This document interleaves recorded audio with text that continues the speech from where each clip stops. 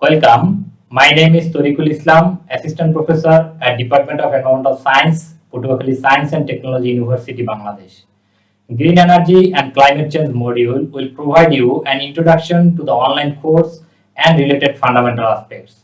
After this video, you will be able to understand why Green Energy and Climate Change course is essential in environmental science, and also you will be able to define renewable and non-renewable energy, major renewable energy technologies, consumer behavior, and sustainable development.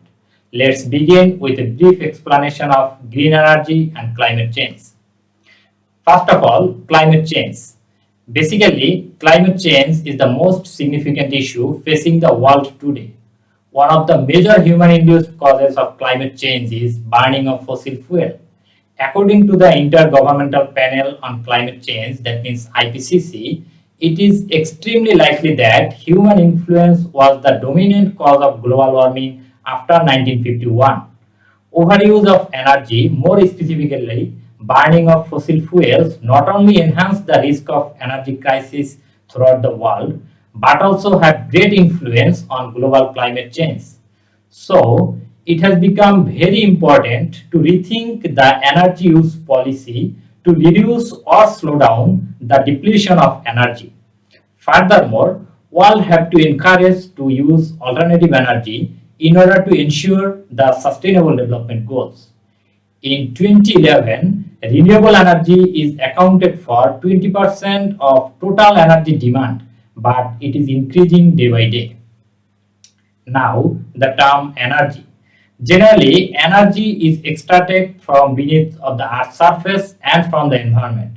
Based on the regeneration ability, energy source can be grouped as renewable and non-renewable energy.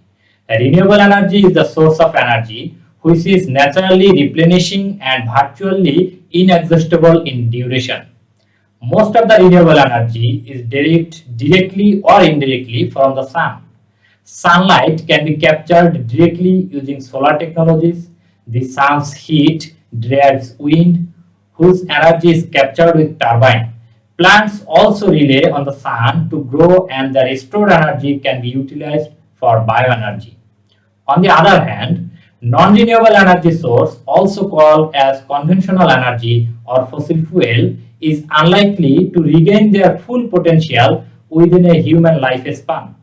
Fossil fuels are forms of organic carbon formed beneath of the Earth's surface due to excessive heat and pressure of the Earth crust. These types of fuel originated from ancient vegetation and other organisms and require millennium of time through the process of anaerobic decomposition. However, around 70 to 80% of the global energy comes from these non-renewable resources. Globally, they all together provide power, heat, and transportation, as well as fueling the manufacturing process. Fossil fuels are evident source of increasing carbon dioxide, sulfur dioxide, nitrogen oxide, carbon monoxide, arsenic, mercury, volatile organic compound, particulate matter, and also heavy metals, and ultimately which cause climate change. Most available and easy to use fossil fuels are coal, oil, and natural gas. Now, let's talk about renewable energy technologies. Renewable energy technologies enable us to create electricity, heat, and fuel from renewable sources, including solar, wind, biomass, hydro, and geothermal. First of all, solar energy, world's largest, fastest growing energy, use the potential energy of sun, where thermonuclear fusion reaction occurring in the sun is the main originates of solar power. Mainly two types of technology has been practiced. First one is solar thermal, which concentrate and convert the sun's ray into the heat by using a series of reflective collectors, as well as solar photovoltaic, which converts sunlight directly into the electricity by using a panel of interconnected cells joined together to form a circuit. Photovoltaic solar cell is a thin wafer of silicon made from sophisticated manufacturing process named Czochralski process. Inside the cell, there are basically two layers, p-type and n-type, for generating electricity circuit. Now, another valuable source of energy is wind. Wind is another source of energy where use of wind in different purpose like sailing boat, pump water, green crane has been practiced for long years. But operating wind for large scale power generation is widely used worldwide recently, and large scale windmill have been established to fulfill the energy demand.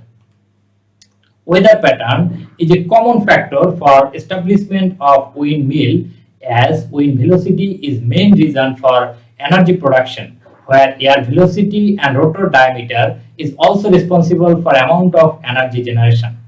In a windmill, there have a series of wind turbine associated with wind blade for rotating turbine and responsible for creating electromagnetic field that ultimately result in electricity generation by help of a generator.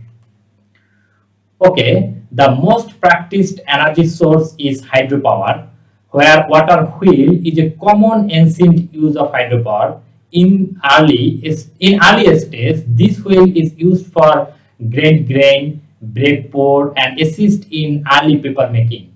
For advanced use, velocity of water is used in larger scale by constructing dam and reservoir, following water from different artificial structure like gate, waterway, penstock, surge tank, and finally rotating turbine, which is joined with a generator. Generator produce electricity, and electric transformer transfer electricity to distribution line, while smaller power generation rely on natural flow of water, but larger stations have to construct dam for reservation of water. Basically, the reserved water can be used for irrigation or drinking purpose. Okay, another source of renewable energy is biomass. Biomass or bioenergy is originally the energy come from the residue of organic material. Primary sources include sugarcane residue, forest debris, crops, and manure. Biomass energy can be formed in the three different phases like heat, liquid, or electricity. Different methods of bioenergy conversion have been practiced by recent world like combustion, gasification, pyrolysis, liquefaction, digestion, or others. Basically, the energy content for different types of sources is depend on potential energy have in it during its total life cycle. Finally, the geothermal energy, originally which is comes from the heat of Earth found kilometers beneath of the Earth's surface. The amount of thermal energy is very large, but useful energy is very limited to a certain site. These resources are not infinite and can be depleted at a particular site under intensive exploration. However, geothermal energy can be developed in a favorable location. A geothermal system is made up of three main elements, which is a heat source, a reservoir, and a fluid. Different types of geothermal power plant like flash power plant, binary power plant, dry steam power plant, or flash binary combined cycle. Basically, system depends on a location criteria and amount of heat gained. Sometimes gained heat from the earth core is used to generate steam, and that is used to generate electricity, whereas some geothermal plant directly produce steam or heat, which is regulated for production of electricity. Now, another term is consumer behavior. Consumer behavior is the study of consumers' process, consumption, products, or service disposal they use or they choose, including their emotion, taste, mental, or behavioral response. Consumer behavior incorporates philosophies from several sciences, including economics, psychology, biology, or chemistry. A consumer is generally thought of as a person who identifies a need or desire, makes a purpose, and then dispose of the product during the three stages in the consumption process, including his awareness, consideration, and decision. Okay, then final terminology for today is sustainable development. Sustainable development is that kinds of development which do not affect the need of future generation.